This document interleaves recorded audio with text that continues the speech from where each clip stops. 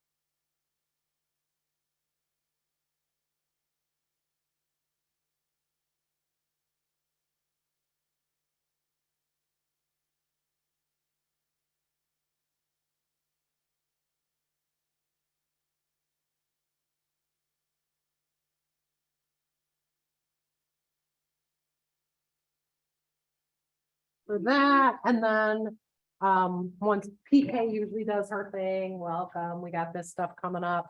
And then we can go to slideshow and hit start from beginning and Okay, now is the camera on or? yes. And there used to be an owl. Let me ask her. Yeah. You online people, can you see us? Just put it in the chat. Oh, there's Joe. I'm surprised they. Joe, can you see us? I can see the screen. Can you hear me? Can't hear you. Mute by audio. No? There are audios unmuted. Yeah. Let me check our volume somewhere here. Usually here online. Yeah, it's Right here. amazing you retire and all of a sudden. Yeah, Oh, well, you know, the. speaker's on. The meeting last day. We can't hear you, Joe, if you're talking or just chewing. Can you hear us? I can hear you. Give us a thumbs up if you can hear us. There we go. We got thumbs up. And see and hear you. Alan says, so yeah, Joe must have himself having a snack. Okay, Having grandkids around. okay. And then we should be able to have somebody hopefully monitor the chat. So if there's questions. Yeah, the El Presidente usually does that. You get more busy when you retire, huh? Oh, Okay. And our, Hey, Where's the PowerPoint though? August first, measures. I'm on Medicare. Oh my God. I'm just gonna start that now, because we got them over there. If I didn't have this one gal helping me, I. That way my job's done. right. All of the things. Yeah, that's ridiculous that you have to. Sure, I'm not having to find this for. Can you monitor the chat? I can, well, Steve's trying. the one problem I run into, it somehow feeds back when I do. What do you mean? People can hear, and I don't know what, and I got it on. Oh, yeah. I'm Bitter sure. or? Oh, yeah. Are you gonna do So you're getting into beekeeper? Oh, go on, do that. Mhm. That's your making stand. I I guess. got some bees. it? No, just. I stand came in and kind of be on there. I won't do that. Well, of course, things in there, we can see this whole table around. Wonderful. Okay, wonderful organization. Very, very, very helpful. For $10 or $15, you can. Not 20, sorry, I'll give you $1. Yeah, I'm not bought it. Yeah, because I have to make you have to, you want to borrow. Okay, come on, you gotta pay up, well, let's go. That does me a lot of people. We got another slacker. Yeah, yeah. Are you doing an intro or you just want to? I'll do an intro. I didn't even have stuff written down for a change. Wow. Usually I don't have that. What? We have a lot of newcomers. I'm gonna, yeah, I'm kind of trying to stall a little bit just because I expect this to be a big. Too. How many? Not me. I'm on time. How many do we have online now? Yeah. Okay, for those of you who don't know, I go by PK. I am the treasurer for Central Illinois Beekeeping Association. Tonight we've got a couple of outstanding young men. Arthur Parks and James Shiverdecker are going to talk about mice and pest management. Wednesday's Bees and Brews will be the 10th. That's in the evening, 7 to 9. Tom has not given us a location as of yet. Yeah, kind of nagging a little bit, but we'll try and get that. And so what that is we meet at a local watering hole, and you get to talk with people who are willing to talk and listen about bees, because sometimes it gets your wives or your spouses, and they kind of go, I've got to listen to that. Stuff like that. Okay, another big event we will have is on the 13th of August. It's a Saturday. And that's our extraction event. We'll go up to Hill Cove. That's from 2 to 6. You can pull your frames that morning or the day before. Come on up, bring them, and we will show various methods of tapping and how to use the extractor. And so bring a bucket to put your honey in. So you can, and so we'll also have Rory was talking about his, and I asked if he measured his moisture level. We'll have a method of measuring your moisture level because it needs to be at a certain level is helpful and what you need to do. So it's, and a little social, you might have to try a little meat. So we'll go that way. What time? It's from 2 to 6. So you can pull your. I think it's 2 to 6. I thought it was noon until 4.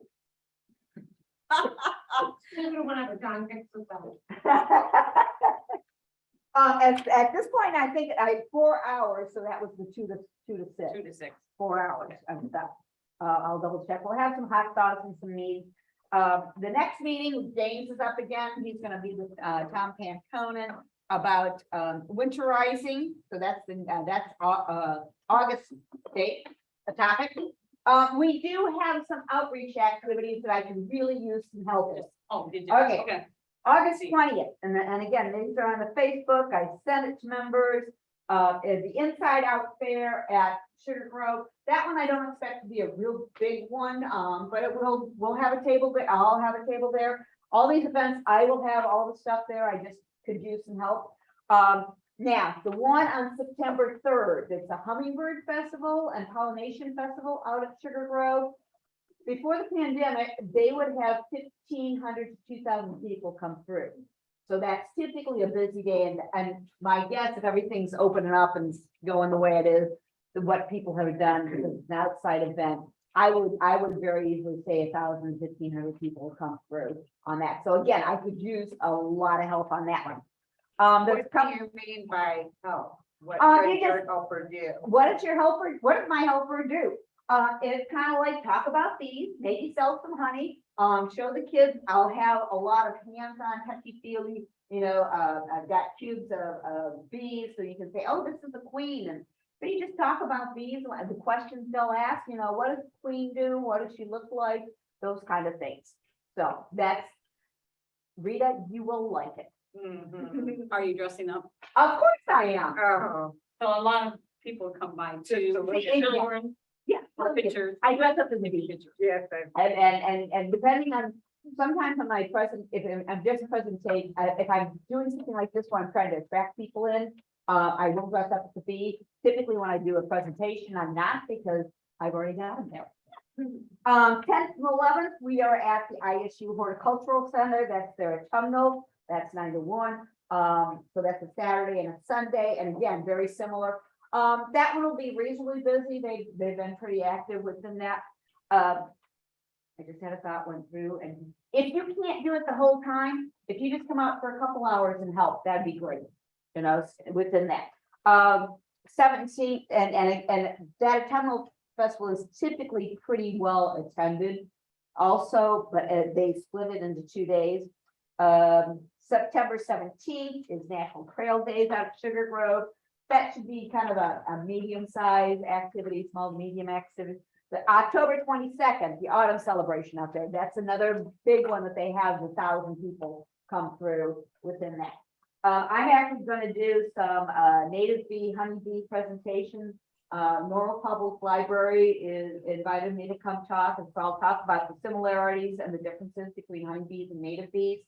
That's not Saturday. Then Wednesday, the 10th, I'm at Sugar Grove Nature Center doing what she's calling Wild Wednesdays, and so she has like activity, and we'll actually make some. And again, we'll talk about the honeybees and the native bees similarities and differences, and also we'll build some native bee activities there. So those are some of the things we have going on.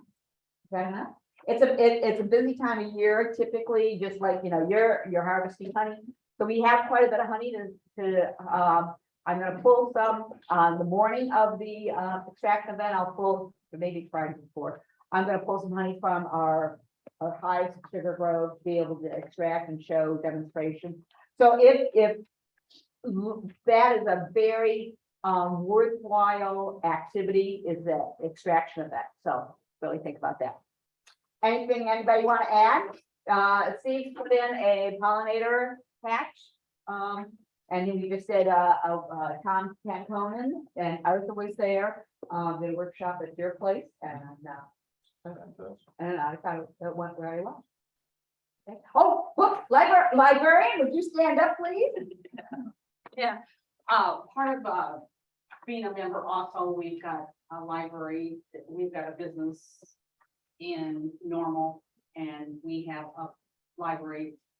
Probably 200, Yeah, easily 200 books. yeah, easy books, and so I picked two of them out, they both have, a small section in the book on mite management, which is what our subject is tonight.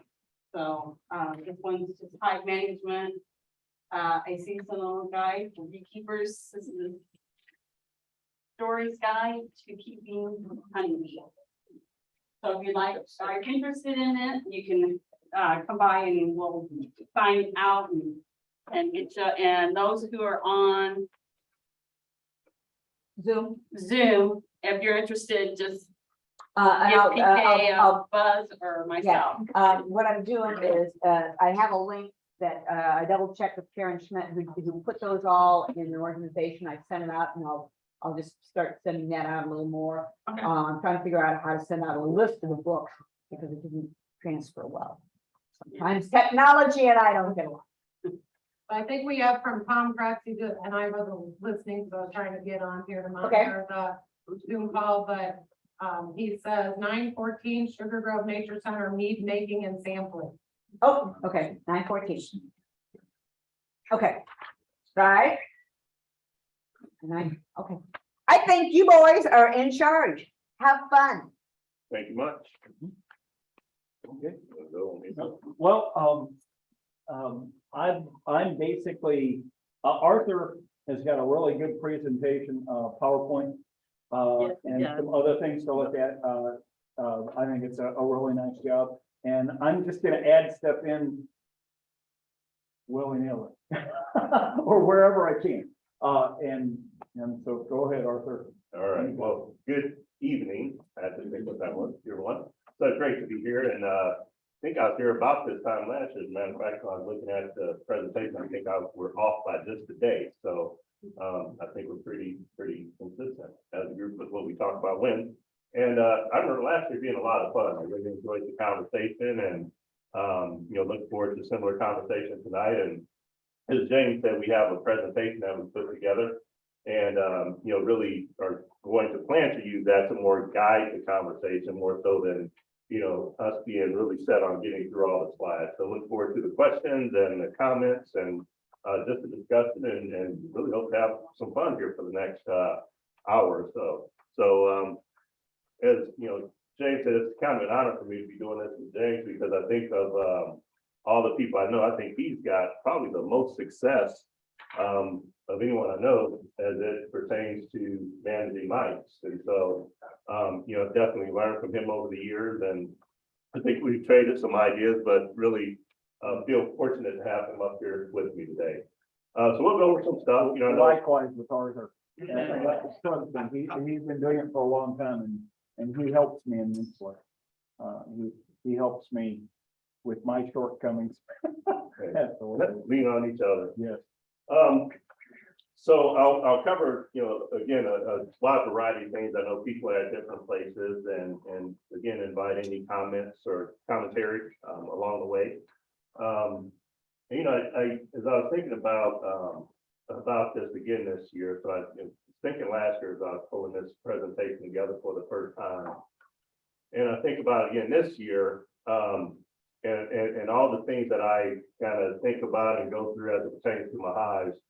The Varroa might continue to be one of the things that I think about probably the most. And, it's amazing. So I've shared before, I started keeping bees when I was a kid with my uncle. And back then, we did our thing, and as long as the bees had enough honey to make it through winter, all was good. Springtime came, everyone was happy. We didn't have Varroa mites back then. And I never will forget my first year beekeeping, and someone told me, okay, you're going to have Varroa mites. And I was thinking, oh, that's hogwash. I'm not going to have Varroa mites. And so I got myself a screen bottom board and I did these powdered sugar washes, you hear about. And lo and behold, my bees got into the winter. I remember popping the cover in January, looking at them, they're still strong, hive was still really strong. And so I put another candy board on top, and March came around, I was getting my honey supers ready, I'm ready to go. and I open the hive back up and all my bees are dead. And so I talked to someone and they're like, yeah, Varroa mites got you. And I said, well, everything looks good. Well, I've learned a lot about Varroa mites since then, and know that, you know, I think we'll all agree that Varroa mites are probably the number one threat to the honeybees right now. And if I recall correctly, I think in Illinois, every winter, about 46% or so, somewhere in that neighborhood, of colony loss is due to the Varroa mite. So very significant threat to the honeybee, very significant economic impact to us as beekeepers. And you know, it's surprising to me the amount of, as big of a threat as they are, the lack of the amount of literature I would say I see on them. I don't see a lot on Varroa mite, and it's one of those things I think we need to continue to talk about more. We need to continue to share stories and best practices and find ways to get through this. So again, really looking forward to the conversation today. Can we go, who has the clicker? Actually, You can do it also with the mouse. can you? Oh, The okay, mouse is Okay. there. Their clicker advanced. okay. All right, so just some some history of the Varroa mite. You can see there on the slide. I won't read it all, but the thing that really stood out to me here is, you know, it wasn't until '87 that you started to see the Varroa mite in states outside of Maryland. And so '87, you saw it in Wisconsin and Florida. It continued to spread from there. And, you know, while 1987 was several years ago, when you think about how widespread and how impactful the Varroa mite is today, that really wasn't that long ago. And so really just the point of this is how quickly the Varroa mite has spread and how much of a challenge it's been to the beekeeper. You know, James and I have talked about this quite a bit. You know, early on, people thought that the Varroa mites, you know, sucked on the bees' hemolymph or blood, and that's what killed. But really, the mites suck on or feed on the bees' fat bodies. So that's one thing they do, weakening the immune system, and I'll talk a little bit more about some of the other impacts that they have. But one of the biggest impacts are the viruses that mites introduce into the beehive and into the bees, into the larvae, and then, you know, the impact that has over time. And this time of year is particularly critical as we think about testing for Varroa mites. So I think, you know, many of you have probably seen some of the literature, and Randy Oliver has a really neat chart out on his site. I'm not sure if you've seen it or not, but you know, you get to that August, you get to that September time frame, and what you find is that, you know, when we all start on at the beginning of the year, we've done what we need to do to get our bees through winter nice and clean. And so in January, you know, you don't have any mites because we've done a good job keeping them clean.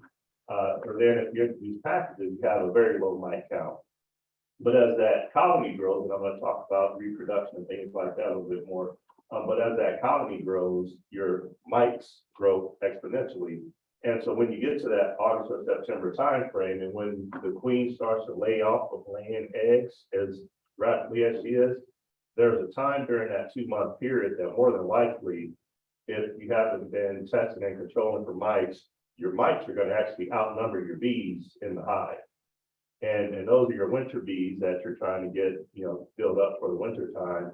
And when you have more mites than bees in the hive, obviously, you know, you're in pretty big trouble there. So we'll talk a little bit more about that. But just wanted to kind of start off with that background. James, what do you want to add? Oh, I think we're doing great. Yes, it's definitely, you know, the time of year that needs to be taken care of. And so I'll let you keep on going. You're doing fantastic. All right. So life cycle of the Varroa mite. This is one of my favorite skin crawling stories that there is. So how does this whole Varroa mite thing work? Well, we know that the mites like to ride on the nurse bees, and so that's why when you're doing your test, you get your nurse bee to do the test on. And what they'll do is the mites pick up on that pheromone from the larva once it's in the cell, and so the mites enter that cell. And when that cell gets capped, that's when the mite actually moves up from the food source at the bottom of the cell and actually starts to feast on mite. The other thing that happens is that female, so all the mites that start out in the cell are female. And what that female does once that cell is capped is she's going to lay 5 eggs. As soon as that cell is capped, if it's a drone, because it's a bigger larva, bigger pupa, she's going to lay 6 eggs because there's more time, you know, in the drone cell. Obviously, you got 24 days as opposed to 21. So those 5 eggs that she lays, there's going to be 1 male and 4 females. The male egg is always the egg that's laid first. And so what happens is that male egg hatches, that male egg reaches sexual maturity. And when his 4 sisters hatch, he goes and mates with those 4 females that are also in that cell. And then, so then you have them feeding on the larva too. So then when that bee actually emerges, you have 1 mite go in, you have mama mite go in, and you got 5 mites coming out, the 4 female, the babies, and her. So you got 5 mites coming out. If it's a drone cell, you got 6 mites coming out because she lays an extra egg. And so just if you think about that cycle over and over again, that's how that mite population in your hive can grow so quickly. And, you know, we probably all had times when you've done a mite check 1 month, and then the next month comes, you say, oh, you know, my count was okay back in May, I'm going to skip it in June.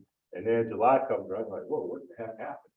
Well, that's how it happens so quickly. So just I thought, you know, as we were talking about this last year, just thinking, you know, as we're trying to manage the mites, just knowing how that reproduction cycle works and knowing how quickly that population can get out of control, we thought that would be a good thing to just make sure that we mentioned here this evening.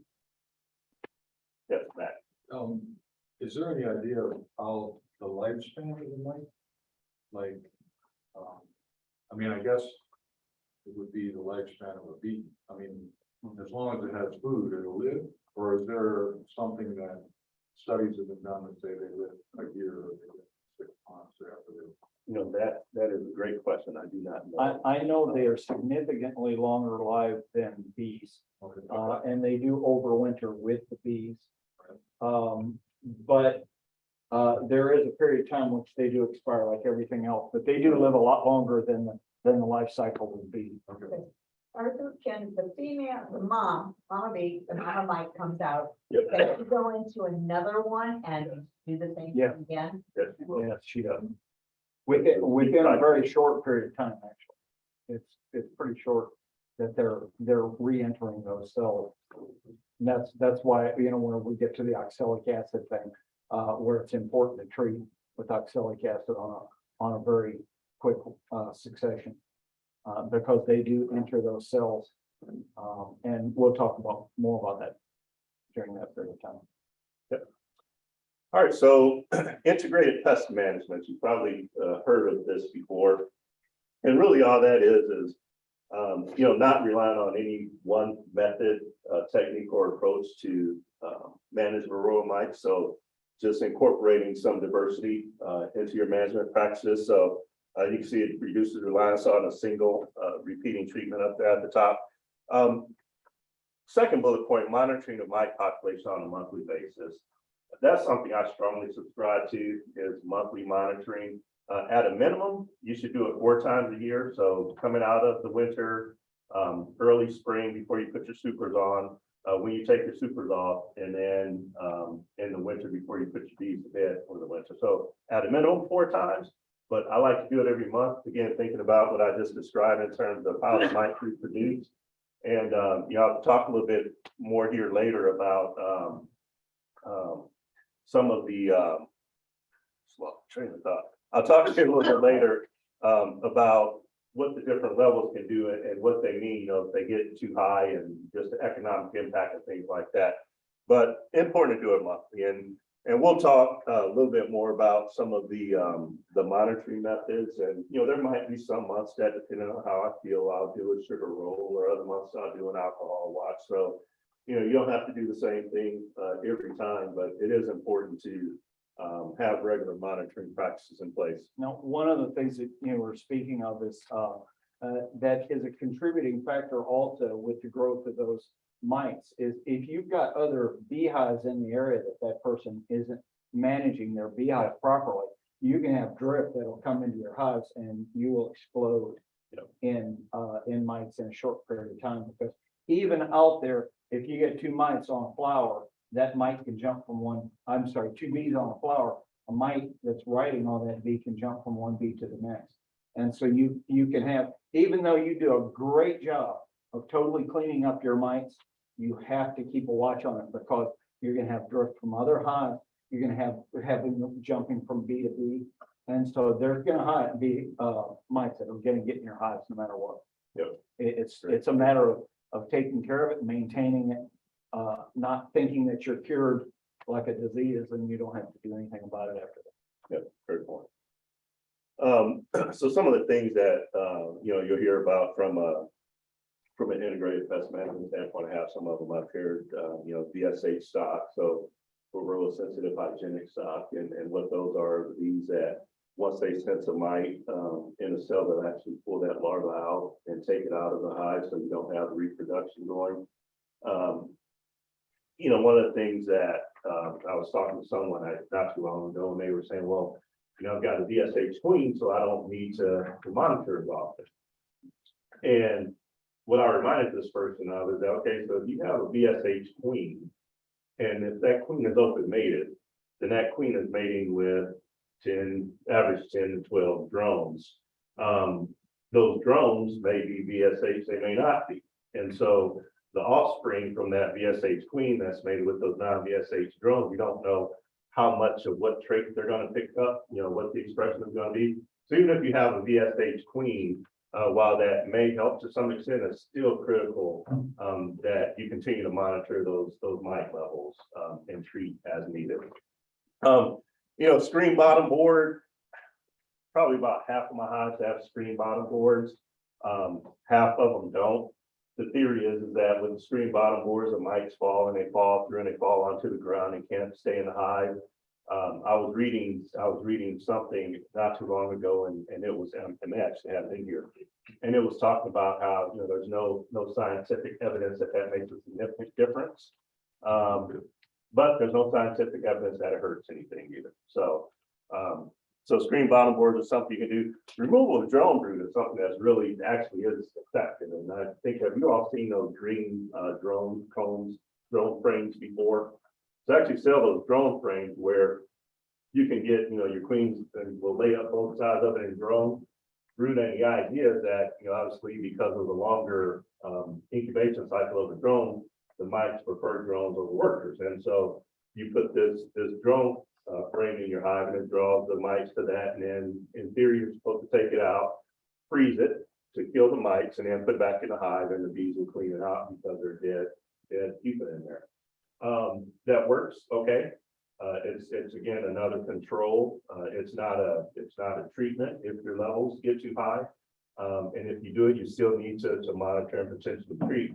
And the thing that can happen, if you're like many of us, is we get busy and we don't get out to check our hives this week. We'll do it next week or maybe in 2 weeks, and then those drones start to emerge, and you just have a mite bomb in your hive. So it's effective, but you got to stay on top of it if you decide to use that approach. Yeah, Okay, if you've got like drone cells of fun, which is very common, and you basically break those, does that kill the mite or just stop it or do anything to it?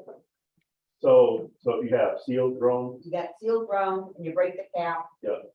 Anything happen to those mites? so the mites will still be in there, they'll still be alive.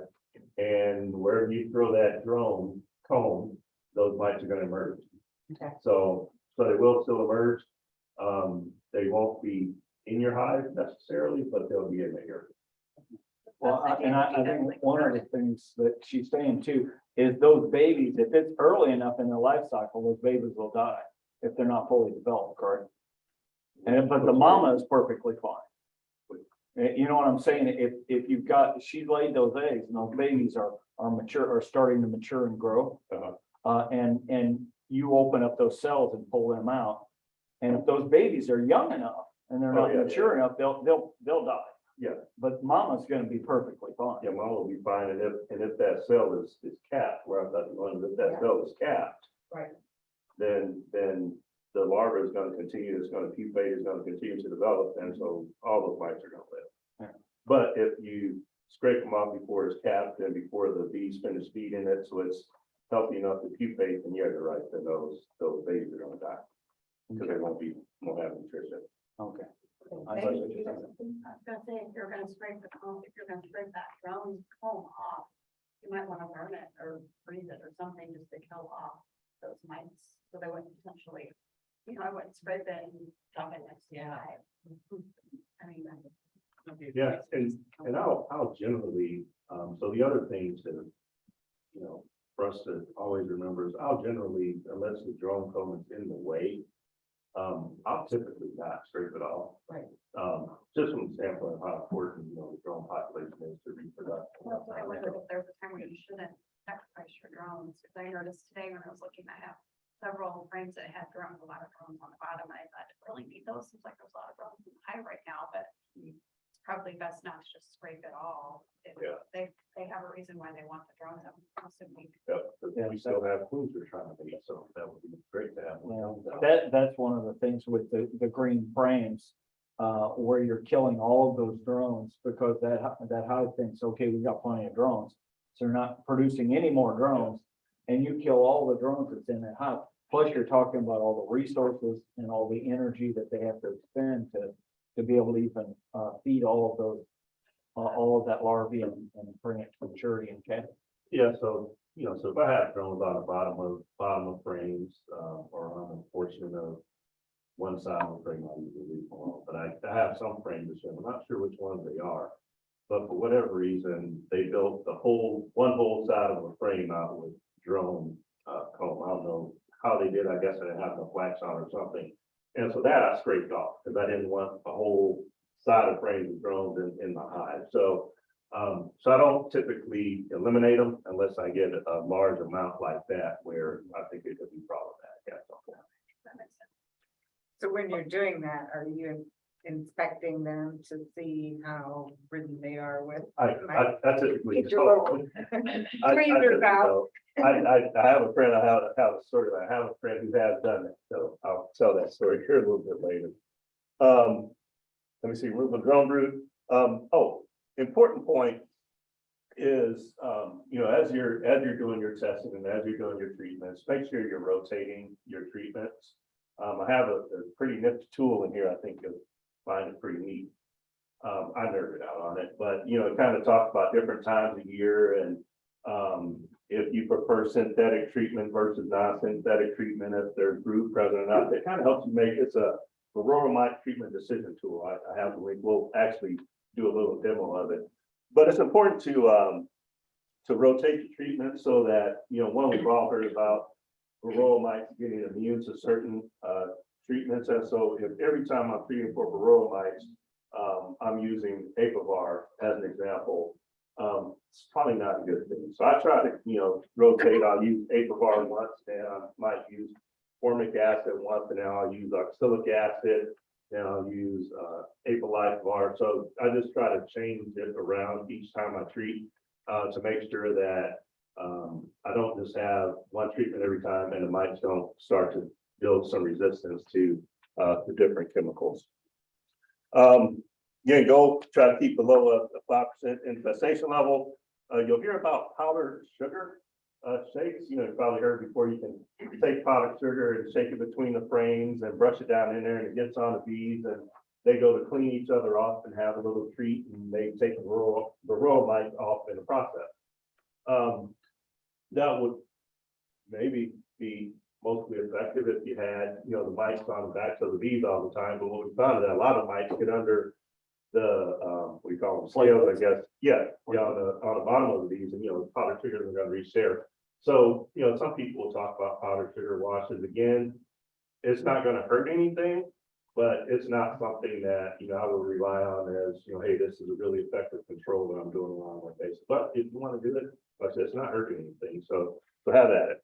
Now, I do have one thing to say about IPM, and I'm gonna get controversial, okay? IPM, you know, it's like, if you've got a cat or a dog, and that cat or a dog has an ailment. And you say, well, if, you know, with IPM, they're doing minor things, but, some people even believe, well, I'm just gonna let it go to nature and whatever happens, happens. And if you have a dog or a cat and they've got an ailment, you're gonna get that dog or cat treated. And us as beekeepers, we're responsible for taking care of those bees because we've taken on that responsibility, and I think it's very important for us to treat those bees for mite and on a timely basis as much as we can. You know, I can't say that I've always been totally perfect about how much I treat and how often, that type of thing. And I don't know if you're going to touch on it. Eastern Apicultural Society recommends 3 treatments a year on mites, and I don't know if that's a part of the presentation, but that's what I try to stick to whenever I do it. And I don't rely on IPM, the IPM stuff. I treat with either natural or the hard chemical, whichever one it is. You know, the same as us having the vet inject the dog with rabies or distemper shot. You know, that's a hard chemical, and yet we do that for the health of our dogs and cats, and so. And I'll- since your treating is an IPM. Yeah, your Yes, treatment is, yes. treatment is an IPM, so just like, so let's take the dog and cat example, okay? So I have a dog and I don't want my dog to get ticks. Yeah, So I'm gonna keep the dog inside as much as I can. When I take him outside, I'm gonna walk him on the sidewalk, let him go into the grass to do his business. I'm gonna brush him when we get home to try to keep him well groomed. So I'm gonna do everything I can to keep him from getting sick, but that doesn't mean that I shouldn't give him, the medication. the medication every month. Yeah. But that doesn't mean that I shouldn't check him for ticks when he's been outside. And so think about this IPM the same way. These are precautions or steps we take to try to reduce the likelihood of mites, but that doesn't mean that we shouldn't still test for mites when we hit those thresholds, treat for mites. And typically the natural things such as the sugar shake and the bottom board, that will decrease your mites slightly. You can really call it slightly. And whenever you're going after killing these mites with a treatment, you want a 75 to 90% kill. It would be optimal.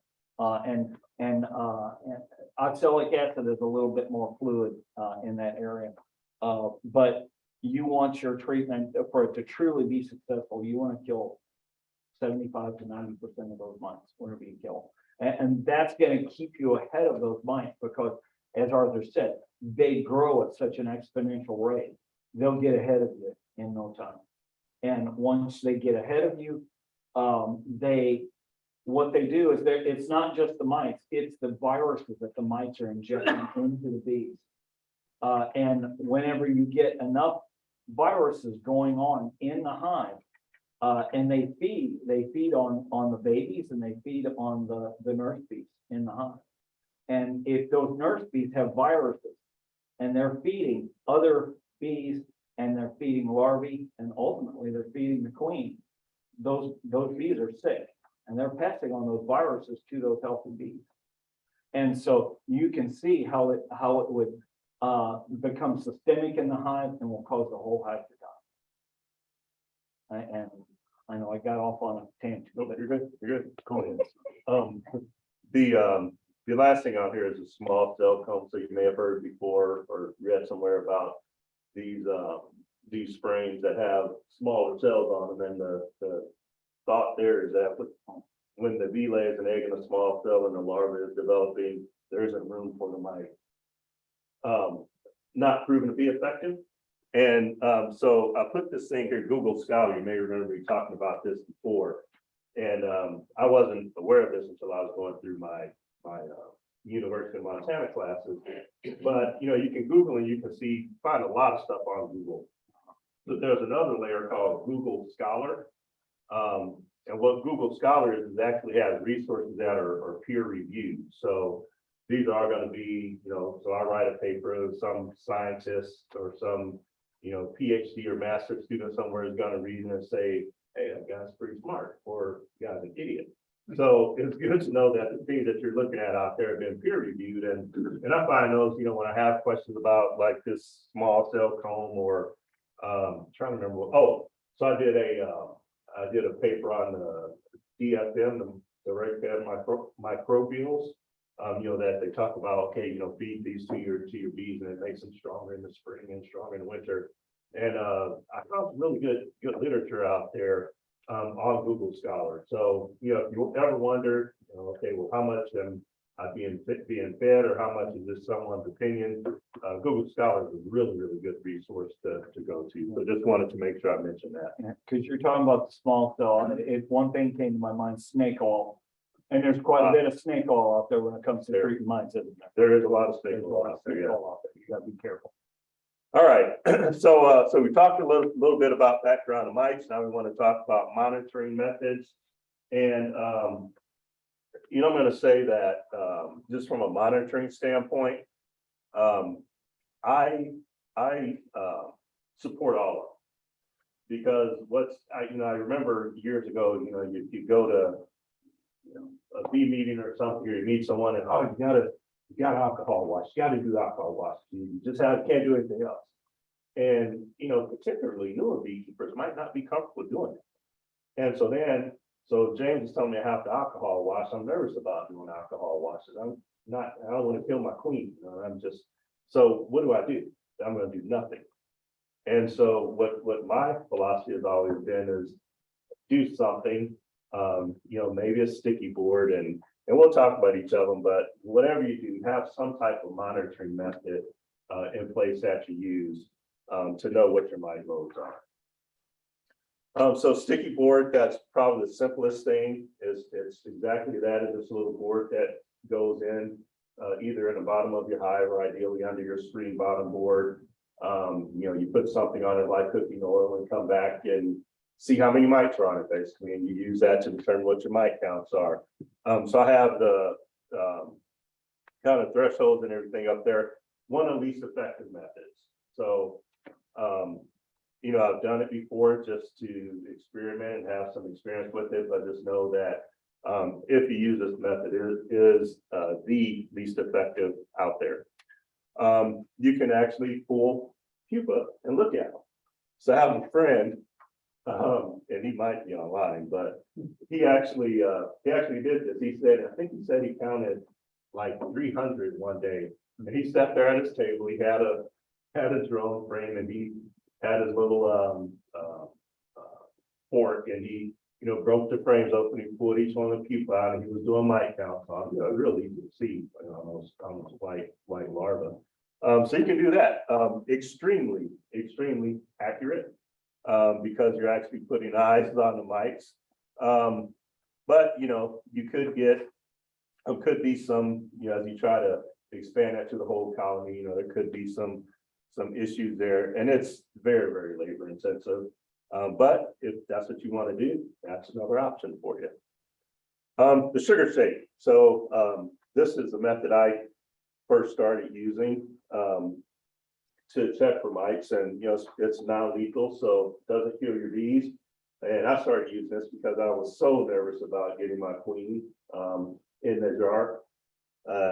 And so I did this. So this is where you use your jar, you put your powdered sugar in there, you do the roll, you let them sit for a few minutes so the mites dislodge, shake the sugar out, spray water on them, and count the number of mites that you have remaining. So pretty good in terms of accuracy, not the most accurate, but it's pretty good. And if you want to, like I put on the slide, you can always put more sugar in there and reshake them again to dislodge any mites that may not have come off in the first one. So another effective method. And then finally your alcohol wash. So that's where you use some type of fluid. It can be alcohol, rubbing alcohol is what I use. You can use windshield washer fluid, things of that nature. Swirl for a minute to kill the bees. And typically you have a clear jar. And the mites are gonna dislodge or fall to the bottom, and you can actually count the number of mites in there. So, so another method of monitoring. Anything about monitoring, James, you want to mention? Not really, other than one of the things that, I don't know if you've ever heard of this or not. If anybody's ever done this, done the sugar shake method. And then go back and do an alcohol wash on the same bees to see how many mites are left. That would be a really interesting study to do, to see just how effective that sugar wash really is as opposed to, and then coming back and hitting them with the alcohol, and how many do you count? Maybe we can do that on your hives and come back and report next one. So, like, We've that'd done be that really- ourselves and that have you, what told did you us find on, well, we found considerably more mites on the same batch when on you? the same batch, Okay. in several batches. So you actually did the sugar shake and then went back on the same bees and then alcohol washed them and found a lot more. That's really interesting. Because I haven't heard anybody out there on the internet saying that they've done that. And There was, it hasn't been done. if there were hardly any mites to be found, they were pretty equal. But, it sort of grew exponentially, it seemed like, up to the point where you get what my wife likes to refer as PNPC, too numerous to count. Wow. Yeah. Quick question before, Yes, and that is gonna be your most accurate method. It does kill the bees, but it also kills the mites. So when the mites die, they dislodge. So how many Hey. hives did you sample? hey, can you guys hear me? The question that comes up often, if you have 10 or less colonies in your apiary, sample each one of them. You know, we were out at Mac's place a couple of weeks ago, and what we sampled, that middle couple hives from that middle group. And I think you guys have what, 9, a count of 9 in one of those hives. And then I sampled a hive that was on the right-hand group, and there was 1 in the ones that I sampled. And so, you know, if Mac just happened to sample that 1 hive and saw the 9 threshold, he may have treated all those hives when it wasn't necessary. So if you have, 10 or less, sample each one. If you have 10 or more, then try to sample a minimum of 8 colonies. So you want to get, think about all of your apiaries. You want to get at least a sample of 5% of them, at least. So that's just a little bit on how many to sample. These are the thresholds. So, you think about how many mites you have per 200 or 300 bees, whatever your sample consists of. Here are the thresholds. Hey, can the speaker hear me? I mentioned a little bit earlier, that 5%. So there are some times where. I can hear you. I'm on Zoom too. I can hear you fine. Summer. Okay, I guess they can't hear me. You have your honey supers Thank you. on, and, we'll just wait it out. And when I pull honey supers in August, then that's when I'll test, and that's when I'll treat. Well, if you have a 5% mite load in June, or a 5% mite load in July, you can see up there, colony collapses is pretty imminent. So you got 5% mite load in June, July. Think about what I was talking about earlier with how the mites reproduce, how rapidly they reproduce. If you wait until you pull honey supers, you're going to be in trouble. So it's important to keep these thresholds in mind and know, when you need to treat more immediately versus when you can wait. I did make this comment here under that 3% threshold. Some of the things you'll read will say, you hit 3%. Think about treating when you remove in August. If I hit 3%, I'm continuously monitoring to make sure I don't creep up in that 5% range. And, if I do again, then I'll treat immediately as opposed to waiting. I'm different. If I thought I had 3% mites, I'd be treating. Period. Flat out, I'm treating. I'm different that way. You'll find I'm much more aggressive than what they say as far as to treat mites and how often to treat mites. And I can't remember, I think it might have been Kingman Reynolds. He says, you get the mites low and you keep them low. And that's the way I believe in it. And I work hard to keep those mites low. and it seems to do all of them. I know another thing I was gonna mention, glad you said that, is that, it's important that, and this is another lesson I learned the hard way. When you treat, test. So, I know early on I would treat, and I'd say, hey, I treated, so now, my mite count is low. But there have been times when I've been caught where, you treat and the treatment isn't effective. And, end up having problems come the winter or next spring. And I remember, was it last year or 2 years ago? I can't remember when it was. But there was a product on the market that, quite a few people use. And it came out that, this product wasn't as effective killing mites. And so there was a lot of conversation, well, were there lots of this product that were being sold, or are the mice developing resistance to the product? And so it's important that, when you treat, you test again to make sure that your treatment was effective and that, you don't need to apply another treatment. I like to make a comment. The Zoom audience, if you have a question, type it in on the chat and we'll try and see if we can address it at that point. Okay, so this, we covered quite a bit of this. So again, treat, when you hit thresholds, don't treat just because you haven't treated yet. So make sure you're treating, not as a preventive measure. Using and it's real important to use the medication as it's directed. So, if we use medication in smaller doses, then it may not be effective. Using in smaller doses, it may help the mice start to build resistance sooner. If you use in larger doses, it may harm your bees, or if you use it for longer than intended. So, you think about some of the products that you actually put inside the hive, and over a period of time, obviously those products diminish in terms of their potency. And so if you have a product that you're supposed to leave in a hive for 6 weeks, for example, and you leave it in for 9 weeks, then that 3 weeks gives those mites exposure to medication that could be at a non-lethal level, which again helps with help them build resistance to it. So it's important to follow the directions. Absolutely, because those mites are already resistant to the treatment. And then you give them that low level and they say you're building super mice. Okay. I do have, because like some of the commercial products like Formic Pro or FR, they have directions. Oxalic acid, the vaporizing, where are those directions for that? I have some, I think I have some on the package. I think I have some on my package. I know they're on the internet. Right, and then that's, but something, as you all know, internet has a whole slide of stuff. And so, it's kind of like the oxalic acid, kind of like where are these directions? I have seen, you're supposed to treat 1 gram of oxalic acid per brood chamber.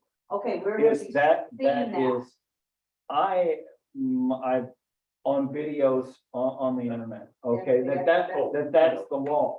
I know where you can find, I've got to think about this. So, on your devices that you use, the directions are often in those devices. It's got a new vaporizer, and the directions are in there in terms of the doses.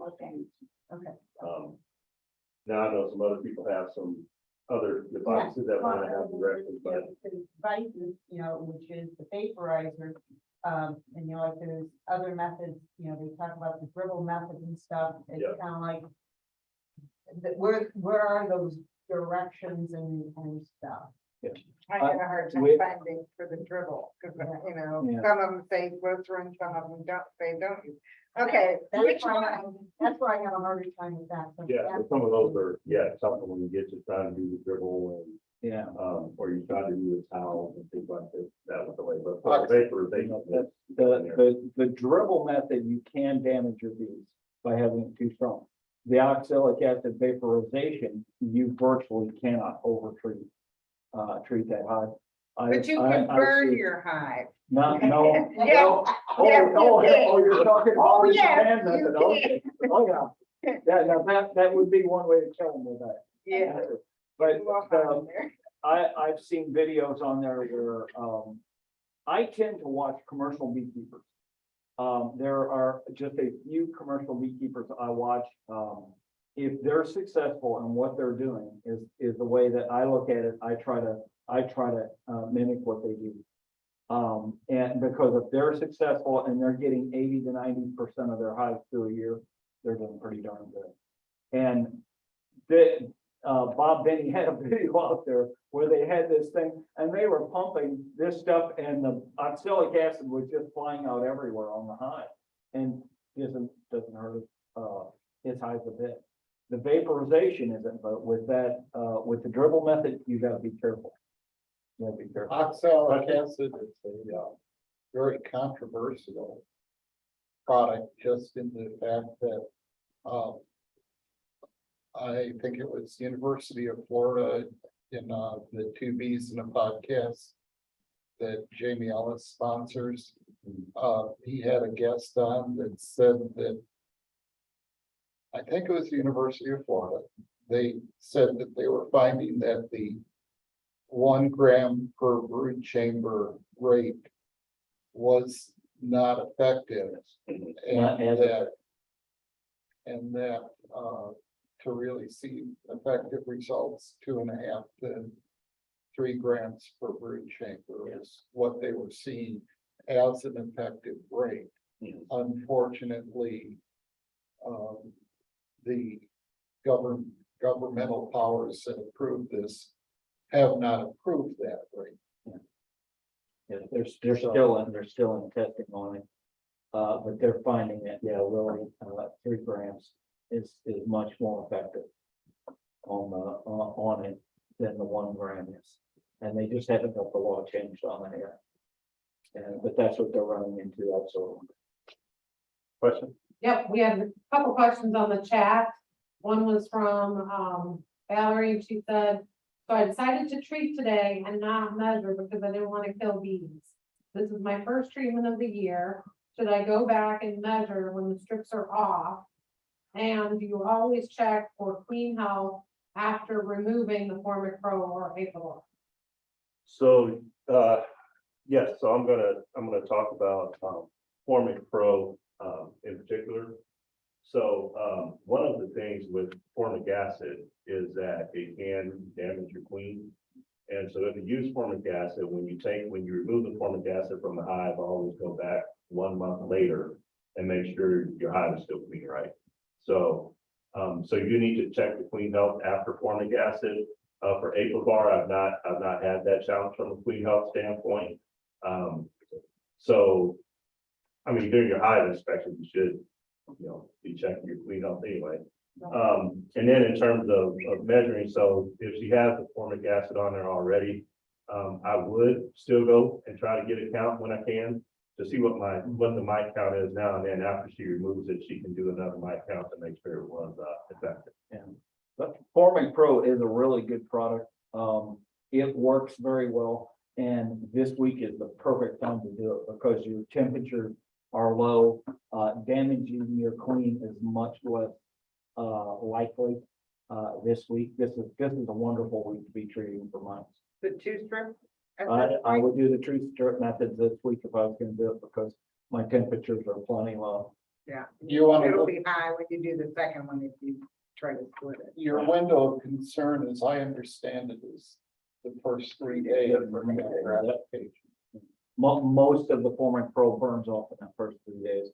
And so you can even take, let's say if you've got hotter weather and you've got 2 or 3 days that you've got that's coming up, you could take that last night, that evening, treat your hive that evening as the temperature is dropping. And then you've got 2 or 3 days there. And if the temperature gets hotter after that, you're perfectly fine in that window. Just like you're saying, it's easy to do if you can get 2 to 3 cooler days, and you can actually treat that last hot night and go. And Valerie says, thank you. She put 2 strips on immediately today because of those low temps. Then we had another question on the chat. Has anyone tried the bee scanning app? Yes. And it doesn't catch it all. It's Okay. Yeah, You can tell It's that, kind of- it's not me asking it, it's one of the chats online. it's kind of fun to look at, but it doesn't. So you wanna It's talk not about- accurate. What specifically is this? You take a picture of your frames and then they say, oh, we spotted this many mites and this is an 8-frame hive. So we extrapolate it to mean you got this many mites in your whole hive. And, Yeah. it's wonderful. Or the mice are on, if they're on your belly, they're not gonna. Exactly. Yeah, if only the mites when they're crawling around. If you're seeing mites on top of your bees, it's too late. It's almost too late to kill those, because you've got so many mites in that hive.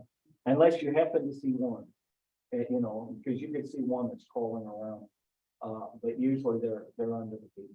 Now, if you can train your bees to roll over when you. On your belly, girl. We get both sides. Belly's up. All right, That's fun. Then we have So, one more comment. okay. This is from Tom Kress, everyone that pertains to the amount of oxalic acid. He said UF and IFA's honeybee research and extension laboratory conducted a research study. Colonies that received 4 grams of oxalic acid via vaporization showed significantly lower Varroa infestation rates than those that received 0 grams and 1 gram repeated applications of 2 to 4 grams of oxalic acid via vaporization, significantly decreased the mite load. The current label rate of 1 gram oxalic acid per brood chamber was ineffective and reducing Varroa populations even after repeated applications. No significant negative impacts on colony health were detected at any dosage, including the repeated dosage of 4 grams. So that's basically what was already said, so. Yeah. And then Joe just asked, I believe you can use OA with the supers on, is that correct? Yes. Yes, Yes. that was approved, before last season, that was actually approved. Are you gonna speak about brood breaks in regards to Varroa control? Yeah, that's later in. Okay. So this is the, I want to make sure to point this out. This is what I mentioned earlier, the Varroa Management Decision Tool from the Honeybee Health Coalition. So if you Google Varroa Management Decision Tool, it will take you to this. I think this thing is pretty darn slick. So, kind of walks you through the decisions here, and you can see click to begin. Do your mite levels exceed the threshold or not? So we'll say, sure, why not? Then it asks you want synthetic or natural treatment. So we all want to do synthetic or natural. What should we do? Just an insert with that. Whenever you treat with the synthetic treatments, those treatments tend to be easier on your bees. The natural treatments are the ones that's harder on the bees. Think so? I think so. When you're looking at apivar, because you can treat apivar, and there's no heat. There's no heat requirements, none of that, and it's very gentle on the bees, even though it's a hard chemical, theoretically. Well, not theoretically, but even though it's hard chemical, but the natural treatments are the ones that are, that you can sterilize your queen, things like that. Well, there's some more mild natural ones out there too. Yeah. So anyway, okay, we'll do both. So is brood present or not? So we'll say, yeah, there's brood present. Let's say we have honey supers on and you see lots of different choices it gives you here. Then it asks where your population is. So, I was talking about how the population peaks and then how it starts to come down. So let's say it's peak population. So we'd be doing this in, say, June. So based on that, all of the inputs, these are the options that it gives us to choose from based on the inputs that we did. Now, certainly if I'd answered some of those questions different, so let's see here. Let's say we put decreasing population. Getting the same thing. I know what I should do. So let's say no honey supers on. So we just took our honey supers off. Population is decreasing. Then it gives us what all of our options are there. So we can honey supers off. We can treat with just about anything. So anyway, just a real neat tool, I think, to have, and I was going through this a couple of weeks ago, and actually I had in my mind a certain treatment, and when I went through this tool, it sent me a different direction. So I think it's pretty good. And anytime you have access to something like this, don't necessarily have to follow it to a T, but certainly, a nice thing to have at hand to help you make your treatment decisions. I use it And all where the did you time find just this? If it's on the Honeybee Health Coalition site, Okay, or if you just Google Varroa Management Decision Tool, it will pull it up for you. I use it all the time just to reinforce what I'm thinking, or just to be like, okay, yes, this is what it should be. How do I get back to the slide? Yeah. How do I Um, get back to the slide? Look at that. Oh, You got it. You might know what computers do. Okay, so have a couple of slides here, just gets into some of the different types of treatments. So here are the synthetics.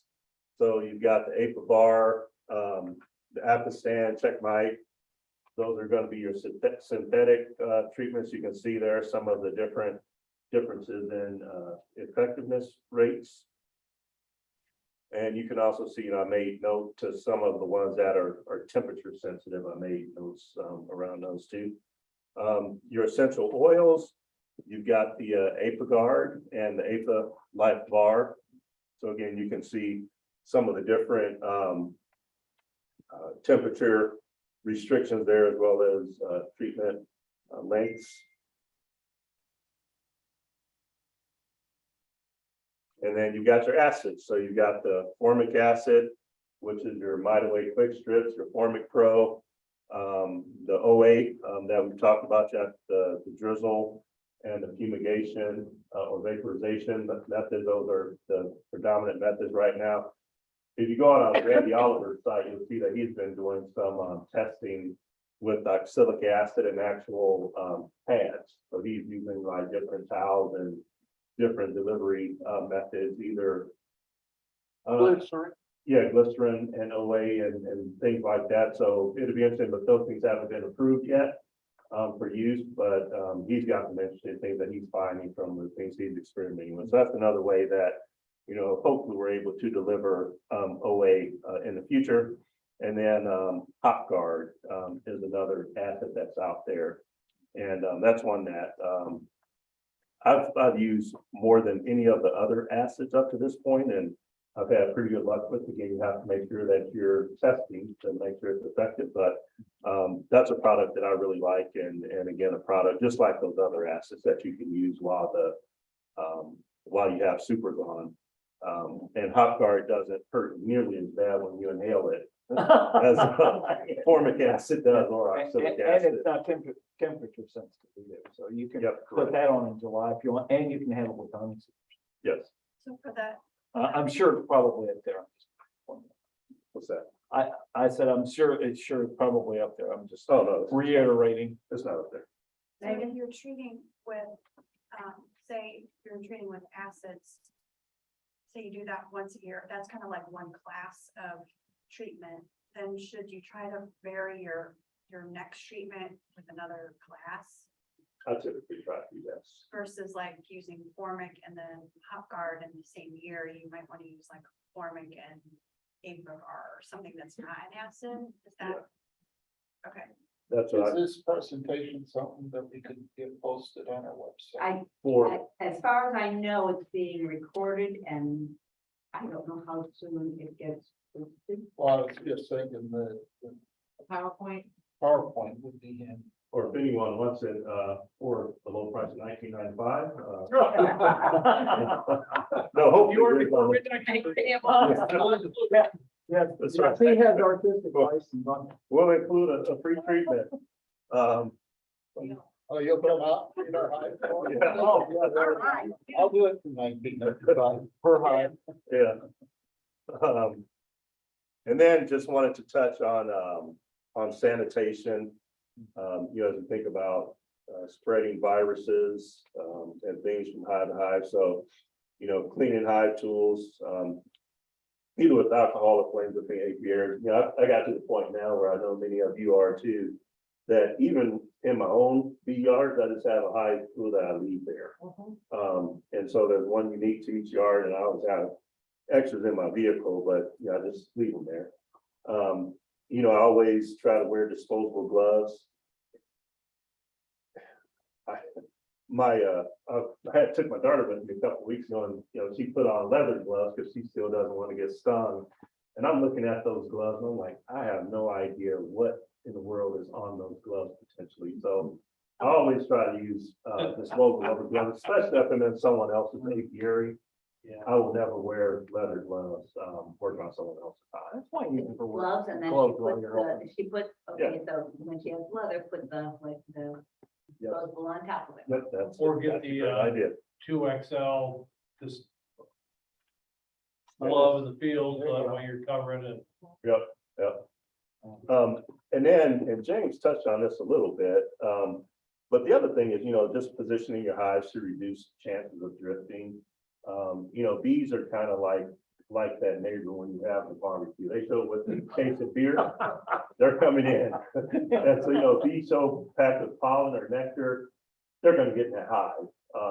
You know, they're not gonna necessarily get stopped by the guard bees, so you get this drifting that goes on. And, you know, if you have a bee yard and you have, let's say 30 hives, and you've got them, you know, positioned very closely together, and you get the drifting. So, you know, again, think about max hive where, you know, you have this one that has a mite count of 9, and they're drifting among all those hives. Now he's got that much more economic impact that he has to worry about. Whereas if those hives are maybe positioned to reduce that drifting, in some cases you can keep that infestation more isolated. So just you know, it's always helpful to be mindful of how those instances are positioned to help reduce that. And to add to that is getting back to your neighbor that doesn't take care of his bees. Especially in the fall, you want to watch your hives. Because if that neighbor isn't taking care of those bees, his hives are crashing, which means most of his bees that are dying. But the ones that don't die, so if your hive absconds in the fall, chances are it was mine. And because what will happen is a natural process. When bees are sick, they don't want to stay in the hive. And so a lot of times they will start leaving the hive and they go off and they die. And it gets to the point where they will just abscond, they will all get up and leave. And so those hives, those bees are out looking for a new home. And so if Joe Schmo is a quarter mile away from you, they fly over to your hives. You're gonna have bees that are gonna come into your hives that are laden with honey. And so that's why it's important to monitor, especially in the fall, because of other people who don't take care of the bee problem. Yep. It can get bad real fast. You can have a lot of mites in hive real quick. And one of the other things I was going to mention, I forgot to mention earlier, is, you know, think about mites, and James and I have been talking a lot about the viruses that mites introduce into the hive. But another thing to think about is, you know, as the mites are attached to the bees, and, you know, we've all heard about or read about, hopefully we've all seen, well, hopefully we haven't all seen, but K-wing, you know, you see that K-wing disorder that they'll introduce in the hive. And so, you know, thinking about how important airflow is to keeping a hive at the optimal temperature, how important that optimal temperature is for brood rearing in a hive. And so if you have a bee and you have several bees that have deformed wings from that K-wing virus, they're not cooling that hive down, and they're not keeping that brood at the right temperature. So that's impacting, you know, your hive overall. They can't go out and they can't gather nectar and pollen, so they're not bringing in resources. So you have a bee with deformed wings, they have very limited utility to that hive. And then you get, you know, the other thing the mites can do, they can block the air intakes on bees. So, you know, they have the here on their abdomen or thorax. They have, I don't want to say nostrils, but nostril light. They breathe through their abdomen. Yeah. Spiritual, And so they're called. they can, so, you know, the mites that interfere with that too. And so that's impacting health of the bee. So So lots of impacts in terms of the health and the balance of your hive overall, in addition to the viruses that we talked about a little bit earlier. Could you bring up pictures of the K-Win? Because some people may not have ever seen it. Sure. How do you get back to the internet? Okay, I'm not sure. How do we get out of this? That's what I'm back to. Okay. Where's the, okay, escape. Is there a Windows key on there? There you go. Bring up the start menu. Did you just do that? Well, Okay, all right, so then we go. Okay.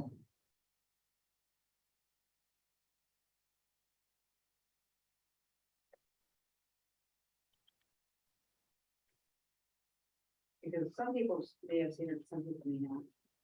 It has to It's do with the not- way the waves lock. That's not together. typing.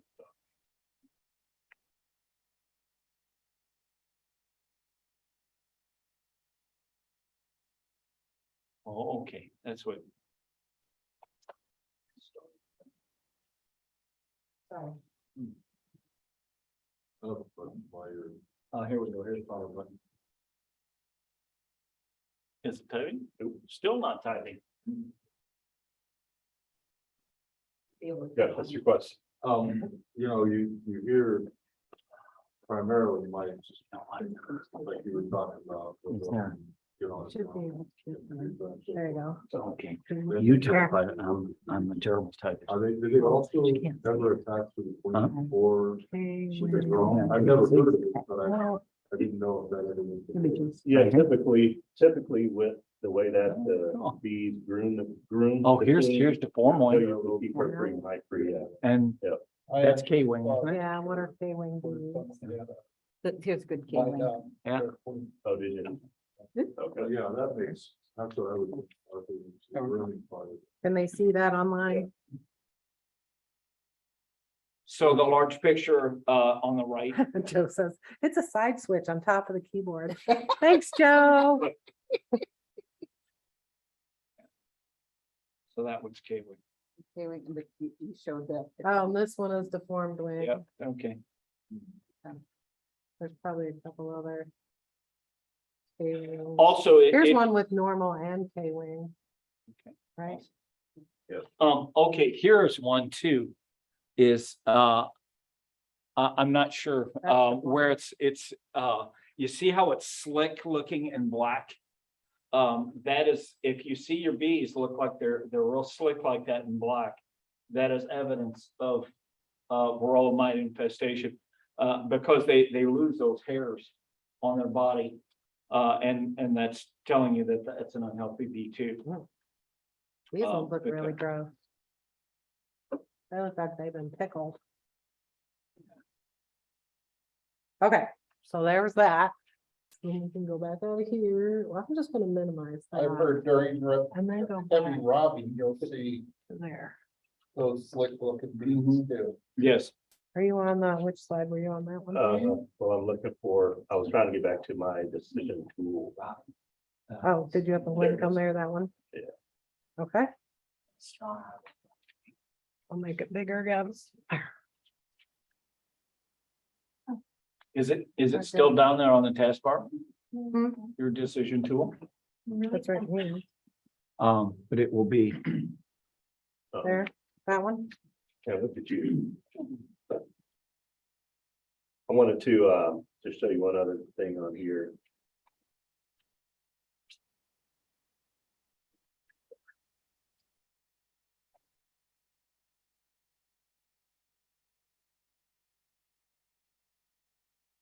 So if you click that your on there that your mite loads are below treatment level, it takes you to this screen. And so this is where it talks about some of the other integrated pest management approaches. So some of these we talked about. We talked about the screen bottom work piece. We talked about the sanitation drone brood removal. One of the pieces that it talked about here is brood interruption. So I wanted to come back to this. So this is a method that you can also use, again, as a control, not as a treatment, but as controlled for mite infestation, or mite levels. And the thing is, and I can't remember if we mentioned this or not, but if the bees aren't producing, the mites aren't, if the bees aren't reproducing, the mites aren't reproducing. So as you interrupt or break that brood cycle, then that's also breaking the mite reproduction cycle.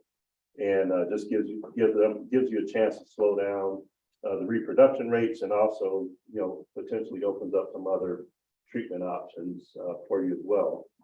Because if you use, typically as you use oxalic acid, you don't want to do that when brood is present, because it doesn't penetrate the cap. So if you do this brood interruption and you get, your hive in a position where it doesn't have brood present, and that opens oxalic acid treatment up as an additional option for you. So just want to point that out, because as you go into this decision tool, just wanted to let you see some of the other information and options that it has out there for you, based on how you answer the questions.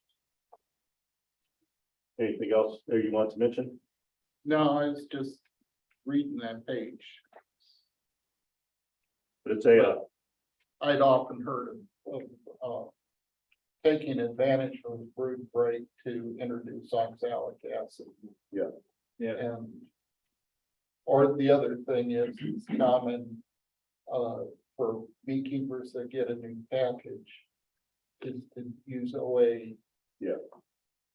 Before the queen has time to have capped eggs. You do it on about day 8, because that gives her time to get laying, get ramped up, get laying, for the hive to stabilize. Because if you did it, let's say on day 1 or day 2, the hive will be stabilized to the point, if you hit them with oxalic acid, they could possibly kill it. Yeah.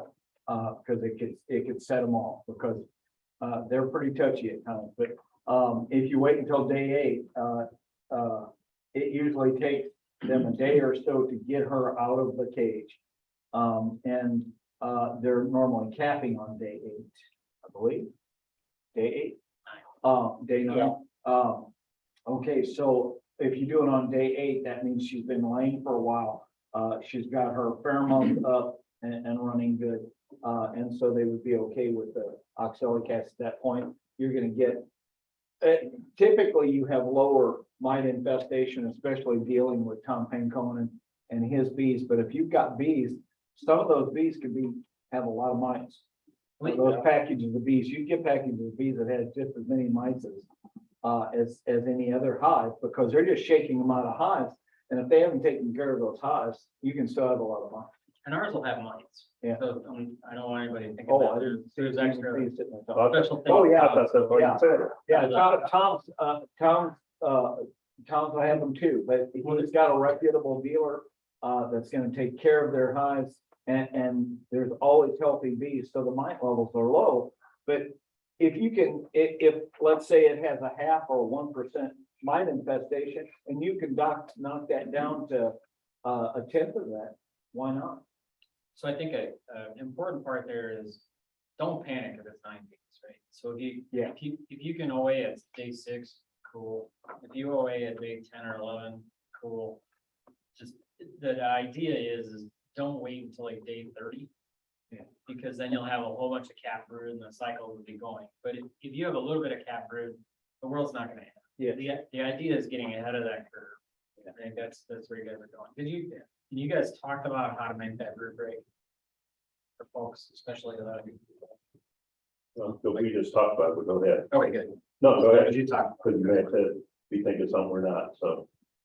As long as they know ways to do that brood break.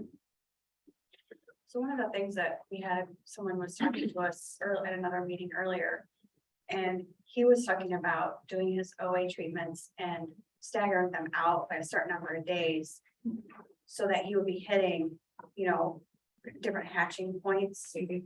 So, and I cannot remember the days that he said he was gonna leave in between, but he said he was gonna try to do his vaporization treatments that he was doing like every 5 days. Yeah, in Right. the history of that process, they first said about every 7 days. And then they went down to every 5 days and then 4, and now they're saying 3 days. And you want to do at least, in my opinion, 6 to 7 treatments. So that way you're also getting your drone proof. Or do it when you have that break. Yeah, or do it when you had the break. If you've got the break, there's several ways whenever you're dealing with oxalic acid that you have opportunities to really knock the mites down. When you buy a new package of bees, and I'm sorry, am I getting into your presentation? No. Okay. And also whenever you do splits, there's a method whenever you do splits.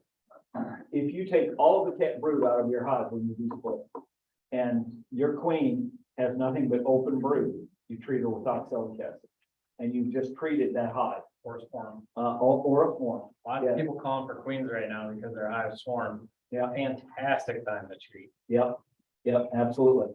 And then you take those cat brood, and the bees that you turn into, that you're turning into your nukes. And if you're going to use a mated queen, you wait 7 days to put her in there. You check the hive for any kind of queen cell. You drop her in 7 days, wait 7 days. That gives you 14 days. All that brood will hatch out. You hit them with oxalic acid. You treat it. If you do it with a queen cell, you can do a queen cell, or I'm sorry, a virgin queen. You can do a virgin queen. Just wait 2 weeks. She should be. Hopefully she's mated by then. You can get in the hive and look and see if you've got some brood starting in the hive. Hit them with oxalic acid. You've done good. Yeah, the one thing I'll say about, that is if you treat, so the theory behind what you were talking about is when there's brood present, it was if you treat that often, that you're gonna basically hit that whole brood cycle. And I wish I had meant to write this down again, I forgot. But, there was a thought out there at one point in time that you could OA your hives all you want, and it's not gonna damage the thing. And that OA, if you vaporize it, it will actually damage the brood that's in that hive. And I can't remember for how long of a period it does. And so, if you have brood present, not only are you not getting under the wax cappings, but you're also damaging that open brood that's in that hive. And so, you're gonna see some impact to your population potentially as a result of that. So, I haven't heard that. yeah, so if Yeah, you, it does, for sure. so if you do, use that OA again, the best time to do it is when the hive is broodless. But if you have to use it when you have brood, just so that you're gonna. So you're gonna damage basically certain lose percent. any uncapped brood or Even damage a percentage of? Yeah, you're gonna it damage. gets the bees hard, like it's a stress around the bees. So whether it's caproot or even larva or whatever, like it's a stress around them, especially if you're doing it every 2 days or 3 days, and then if you're kicking up the dosage as some of the talks have been going to outside of the bounds of the law or whatever, then all those things are stressors. I think probably the more important part is to look at the chart that they have there and say, there might be a better method to use besides oxalic acid in that instance. Maybe that's where I want to go on formic treatment, if my temperatures are right, or maybe I want to go to the market. That multiple treatment thing, they're finding that it's less effective, that it's not as effective as they originally thought. It's not getting as high a percentage of mice as they originally thought they would. When you're talking about temperature, you're talking about the temperature outside or in the hive? The temperature outside. Yes, a lot of these treatments, you may have noticed that some of them have a minimum temperature threshold. Several of them will have an upper temperature threshold. And when you so Formic Pro, Mite Quick Strips come to mind for me immediately. So that actually has an upper threshold for I think it's 3 days after you apply the treatment. So so you have to be aware of it, but it is outside temperature as opposed to the temperature inside the hive. What I saw with Mite Quick Strips, they kind of came out first, and the same company did Formic Pro. Yes. It has a longer shelf life, and it seems to have a better range. They reformulated, the Mite Quick Strips was hotter. Right. And they changed the packaging item to where it moderated how fast the I can't think of the acid, it moderates how quickly it vaporizes, and so it's easier on the bees. They were finding that, definitely they were having a lot of issues with the queens, becoming sterile, putting in 2 mile quick strips, because it's just pretty hot compared. And so let's say if you were gonna treat, with Formic Pro or Mile Quick Strips, and it was in an area where you would think about, okay, I'm gonna put in 1 strip a week apart, you might think about using Mile Quick Strips because it is a little hotter. And so you get a little bit more, but you're still, you're not quite half, but you would have just a little hotter approach to it. And so that might be a better place to use Mile Quick Strips. And plus it's really nice and cool, like in, 60s or 70s, it wouldn't hurt a bit. Yeah. All right, so that's all we have to talk about from a life standpoint, so we can open it up to any other questions I had on that last slide. We've talked about more about mites, nutrition, genetics. We can talk about small hive beetles, nosema, whatever you all want to talk about, wherever you want to go. This is, I guess, time for the open forum. What's the amount of days, the range of days that you should allow between treatments? So is there a recommended, like, don't treat more than every 30 days, or does it really matter? Just like right now, I just put Formic on today just because the weather is perfect for it right now, and but then What you're gonna do after you're done with it, just like Arthur said, you're gonna check your mite afterwards and see where your mite levels are. If for some reason Formic Pro didn't work for you, then you would want to turn around and treat with it again. okay, With something else, you want to hit them with something else. But Formic Pro, if you're putting 2 pads on, Formic Pro, it's pretty effective. I found it to be pretty effective. Was this a question, Tom? I don't know. It said that there was 3 on there, so I didn't know. Oh, Okay, that was them saying I can see it, yes, I do it online, and that's what you do. So I think we have more questions. Other questions, comments? So after treatments, best practices. Things you should do. Test. and with Foremost. and with Make the sure Formic people Pro are effective. and with Formic Pro and Mite Quick Strips, watch your queen. Watch for your queen. Make sure she's still laying. Even if you go in there the next week and you find very small larvae, she's okay. Yeah. Or she's not totally sterile. But a lot of times, Mite Quick Strips or Formic Pro will tend to kill some birds too. And so you do lose some there. But what Randy Oliver has said, he has noticed that it seems to just reinvigorate that hive, and they just really go after it afterwards, and it catches up. Because they're healthy. Yeah, because they're healthy, and there's just something about it that, for some reason, it just gets her going again. Unless obviously if she's been damaged. And one of the things that Randy Oliver has also said that he's noticed over a period of time with treating with Formic is that typically the queens that he loses are queens that he knew he was going to have to replace anyway. They're going to be a little bit older queens, weaker queens, ones that aren't performing very well, and that Formic Pro or Mite Quick Strip to go ahead and sterilize that queen. I'm not saying it's the best method to do it or not, but Arthur and I went to John Hill's place one time and helped him with his bees.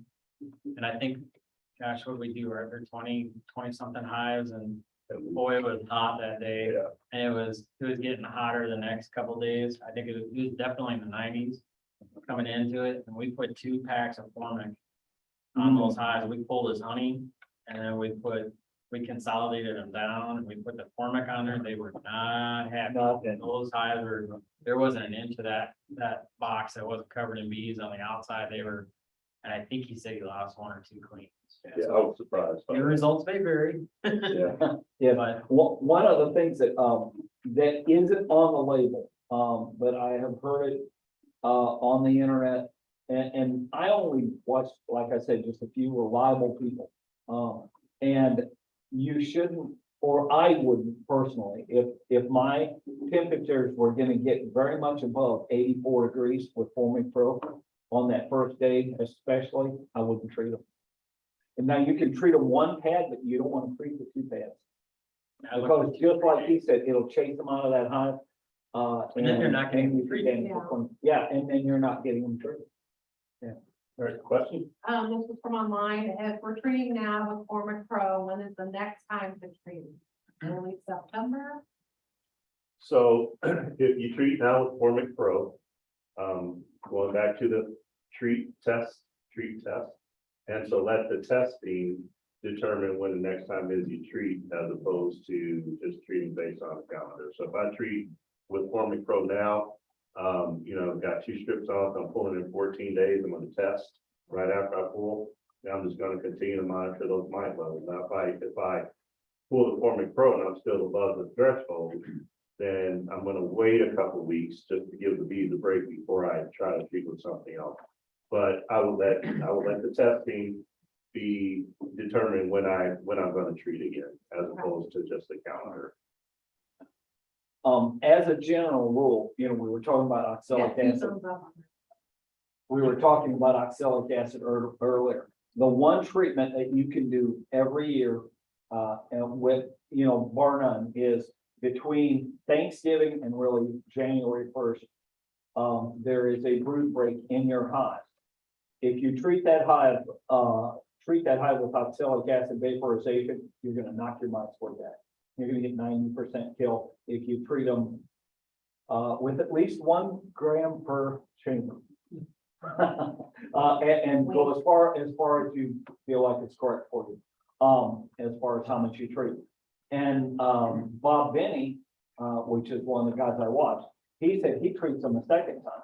And so he says, if I get a 90% kill and then I kill 90% of that 10%, he's just that cleaner coming into spring. And you'll have nice clean bees coming in spring. Will you repeat your dates? Repeat your dates. Yeah, the dates you just said. Oh, between, really, what do you say, between Thanksgiving? Really doing it in the area of Thanksgiving up to maybe January 1st. Don't they start putting a little bit of brood back into the hive? Post frost to when it gets really cold. And And if it's you a get in your stretcher. hive and you're inspecting, you don't see any brood, then it's definitely. So if you're running a double deep, then you should do At least 2 grams. at least, right, Yeah, 2 grams is the prescribed method. or. But or double. like other people have said, and I've seen the same evidence, is up to 3 to 4 grams per chamber, Chamber, so that would per mean chamber. possibly doing like 6 grams eh, in one treatment for double deep. I'm not a conventional guy. I wouldn't have a bit of problem doing that. And That's a lot of I OA. want, huh? That's a lot of OA. Yeah, it is. It is, but See, that's my dilemma with the vaporization. It's kind of like, it's like keeps on changing. yeah, it is very fluid right now. But here's the thing I think of too. So here we're gonna start some controversy. That's all right.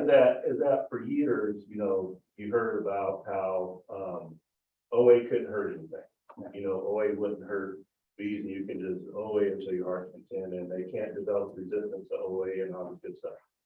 So what I keep thinking about is what we're talking about right here. So years ago, not that long ago, 5 years ago, 1 gram per hive body was prescribed treatment for OA. Mhm. So now if we're having to use 3 grams or more per hive body, what is that telling us?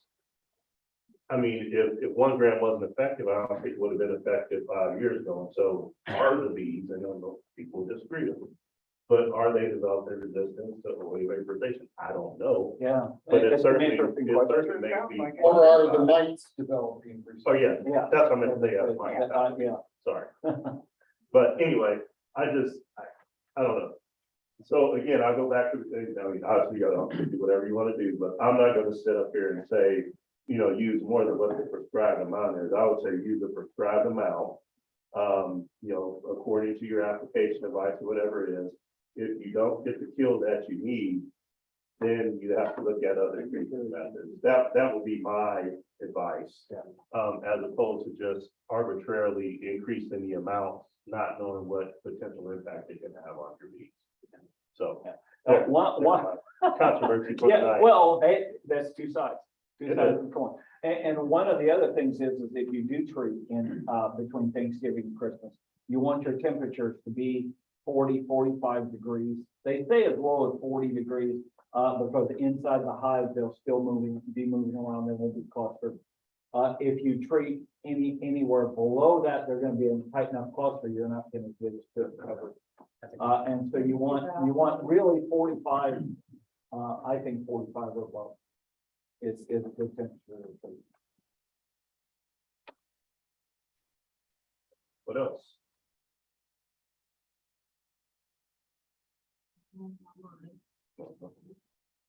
I'm fighting my heels.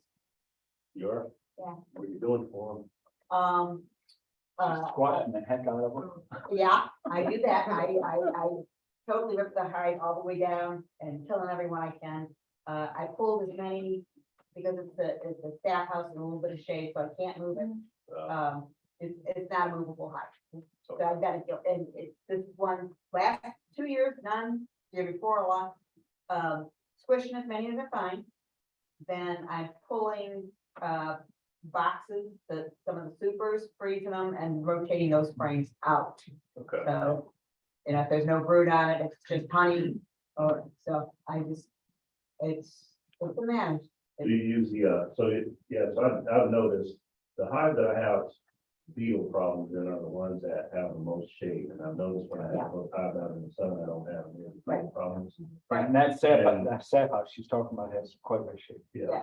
And years It's ago, open, but it's a black walnut above it and stuff, and okay, it's open but shaded. okay. And so it's one that they monitor for it, and I tried the beetle trap and the different ones, and yeah. Yeah, I've tried beetle traps before too, and I've had limited luck with them. And, I seem like I always end up spilling the oil into my hive. Yes, So the most effective thing I found for small hive beetles are those citrus flippers. Yeah.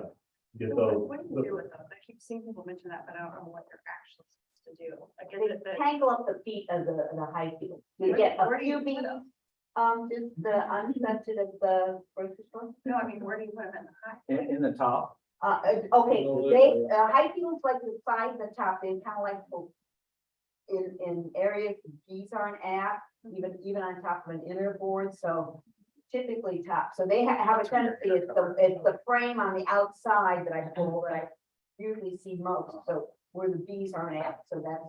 You just kind of lay it on the top like you would Like a farmer's row. Yeah. Okay, Between your inner cover. okay. I have, Cut a Swiffer strip. I mean, you can buy beetle towels too for man lake if you want to do that, but just cut a Swiffer strip in half. And what I do is I'll put, one in the front corner and one in the back corner. And I guess, And Yeah, then that's- people You're just That's putting a them that's a on good top of the point, is frame. that- just send them right on top. That's a great point, is you don't need the whole switch. Yeah.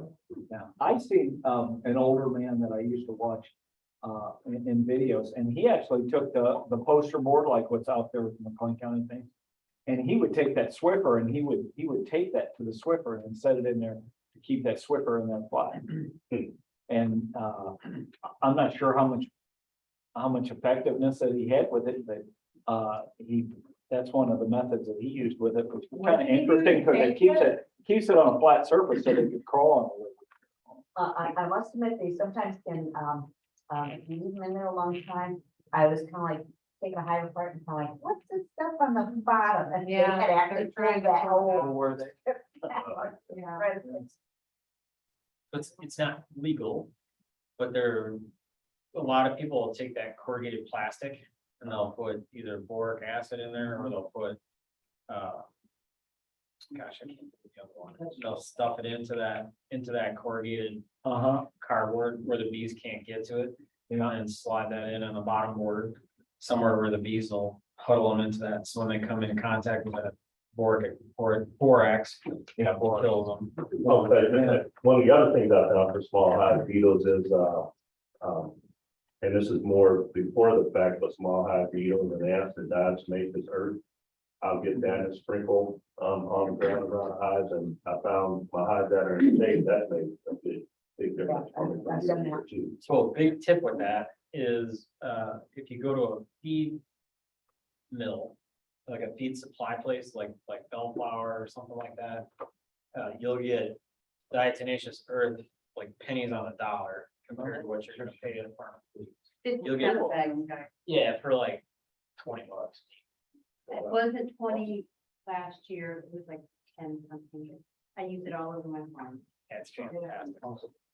And for anybody that doesn't know what that is, it's basically just crushed up sea creatures that the particles are super sharp. So any soft bodied insect that crawls over it or comes in contact with it, it pierces their body parts. And like basically they explode or dry out. So while it won't get the actual hive beetle, it's gonna get the hive beetle larva that's pupating under your hive. Adding to the thing that you're talking about with the boric acid, you can also take, little CD cases, and you just knock little holes in the side of it so the beetles can get in and out, and you take boric acid and you mix it with a little bit of crystal or lard, whatever you want, and you put it in there, and they'll crawl in there and they'll eat it in there also. That's another method. Once you said that, that's one way that they treat farm too. But now can they get back out then and Not- explode the hive? They're gonna die if they've been eating typically, the bees will start forcing them into it, thing Yeah. like that. They put them in jail. Yeah. Sort of like the roach hotel. Yeah. Yeah, and then they've got plenty to eat in there too. It's nice if you get them. I always feel like a hero when they're herding one into the corner of the inner cover and I get to smash it. I'm like, dear. Oh, I think the food store did that when I got 200. With I'm your good. little- with your little. Wow. Now, it might not be saying much, but I haven't seen any beetles this year. We haven't seen. I haven't seen any beetles. Have you? I've seen a few. Have you? This hive is notorious for it. No. I do find that, okay, when I tear it apart, I put it on trays or in something, and the beetles drop to the bottom, so I lift things up, I can smash them all in. What do you do with your bees when you're doing all They're sitting around, flying around. Well, thanks, there's another that? one. Out and Okay. Come on, Sugar Grove, and you'll see exactly how I do it. Yeah. You find beekeepers are a little crazy. Yeah, I get a tray, I put a spare box, and I inspect frame by frame and put it in the box down here, so then I get the next box and if bees don't mind. that's, you know, how I behave will make difference in how they. Now, Patty, I gotta say, her approach is amazing to me because she uses very little smoke. Yeah. And her techniques and stuff keep the bees from getting mad. They tend to get mad with me. I don't. It's also very good on your back. Yeah. Because it's a lot, it's a lot. It takes longer, so if you got 30 hives, it's not real practical. You got a couple hives, I can take my time and I might spend an hour or two on a hive. But I'm only lifting a frame at a time, so I'm not lifting and twisting and stuff like that. I didn't mind messing with them until last week. Now. And there are different times, okay, when it starts going into dirt that's fall, I can't have that hive wide open like that. Well, there's a couple of things. I wondered. As a new person, what you're tolerant of versus what somebody that's been working bees for a while, they're two different things. I can walk out in the morning and do my thing. They don't mind, and I don't mind. That'll change. Yeah.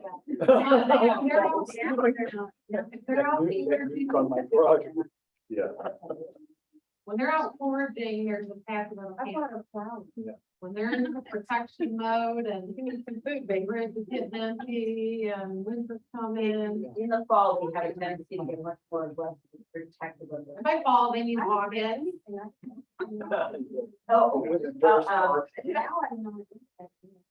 Yeah, so I think this is the, I guess one other thing I want to say to that is come work bees at Sugar Grove or Comfort Bees would go shake a bunch of hands here.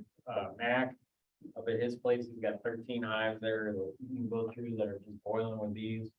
And you'll get a little different experience. And here's the rub is you might see like when we were working bees with Mac a couple weeks ago, Arthur and I were in there and it's, there's bees boiling everywhere.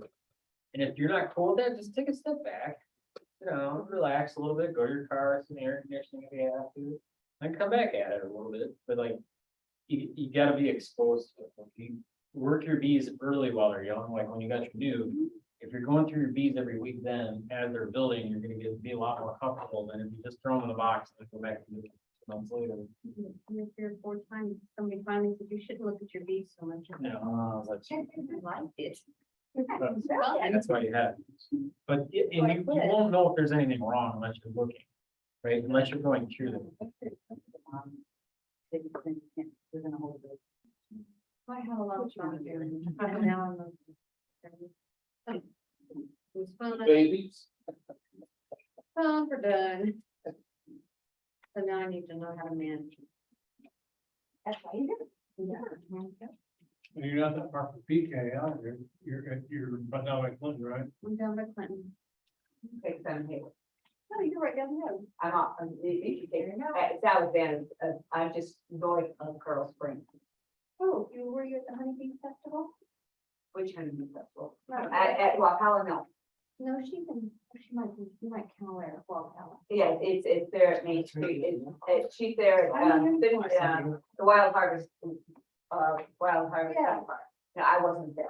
I haven't got to see anything yet, but one day I'll go there and I'll be working. Yeah, no, she does, they do a great job. They've got a little boutique and stuff. No, it is so cool. All right, so I think that officially means that so we lost control, Dave. Yeah. But, Did you never have yeah, that's true. So really appreciate the conversation. And again, this is isn't a one and done topic by any stretch. It is truly a conversation. Let's work in future meetings, continue to talk about this. I don't know what the topic is next month. Winterization. Okay, so we can talk about, no SEMA there. That's one thing I had on the list today that I want to get to if we had time, but we ran out of time. So can you come and talk about that? Okay, Because we know, huh? I'm done till next year. Okay. I don't do PowerPoint. I haven't. We can talk I about haven't ever seen no. No SEMA? You had them. Well, That's what I know of anyway. it's in there. You just may not have seen, it may not have progressed enough for you to see some of the symptoms of it, but it's in there. I think this is- Did we ever get, Tom, wasn't there some talk about There is, getting a and I haven't had time to work with that, test kit? but I promise we're gonna work on it this winter. Okay. All right. Well, we definitely reinforce the one thing about beekeeping is that there's one opinion about things, there's two. Very true. And there's nothing wrong with that. There's nothing wrong with it. Discussion. So, PK, any public service announcements before we adjourn? Like I said, I need help on those outreach programs. How do you The want- Hummingbird how do you want to Festival collect and these the other tables one and stuff? are, just an hour or two and everybody, you'll have fun. You get to talk with bees and people ask questions, and they're curious and they get excited. The Hummingbird Festival is really cool because you get to see them man the hummingbird. Do we need to stack tables or whatever? Yep. Yeah. All right, thanks to the online audience. I think we're adjourned now. Talk to you guys next month. Whenever, maybe you've been out with your kids lately? Have you been noticing, it's slow and quick? That's weird. When I was out there, they were still calm. Well, I'm sorry, not last week. Yeah. No, last week. So I was out last week. They were okay. The one, yeah, they were still okay. I've got to check more high. I'm gonna check the highs Thursday. And, it might still be going on out there, but I think here it's slowing down quite a bit. Yeah. Thank you, everyone. Great I'm. presentation. Go ahead. thank everyone. Great presentation, great job, Arthur and Jay. Thank you. Happy beekeeping. And keeping. The FPK's always needed.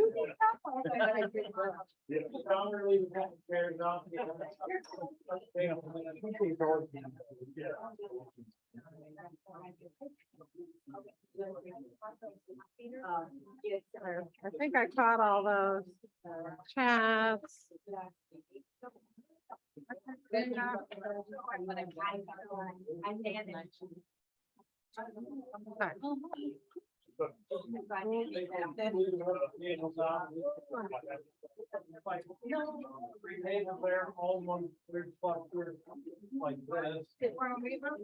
Yeah, they want to leave a couple of them out.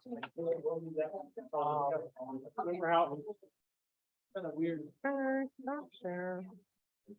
Please. So maybe that's- I